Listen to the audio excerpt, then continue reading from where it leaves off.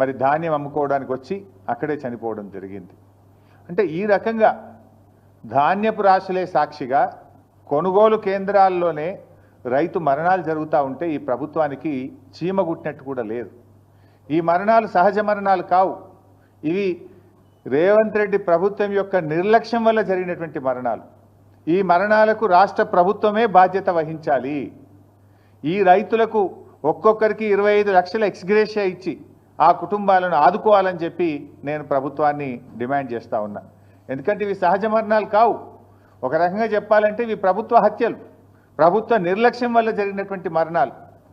గతంలో బీఆర్ఎస్ ప్రభుత్వం మీద దుమ్మెత్తి పోసినటువంటి కాంగ్రెస్ నాయకులు ఇవాళ ఎందుకో కల్లాల కాడికి పోతలేరు. ఆనాడు బీఆర్ఎస్ ప్రభుత్వంలో అన్నీ చక్కగా జరుగుతుంటే కూడా మా మీద బుర్ర జల్లాలని కల్లాల్లోకి వెళ్ళి నానా యాగి చేసినారు. ఇవాళ ముఖ్యమంత్రి పట్టించుకోడు, మంత్రులు కల్లాల కాడికి పోరు, ఎక్కడ రివ్యూ చేయడానికి వీళ్ళకి టైమే దొరుకుతలేదు. రైతులంటే వీళ్ళకి ప్రేమే లేదు ఈ ప్రభుత్వానికి.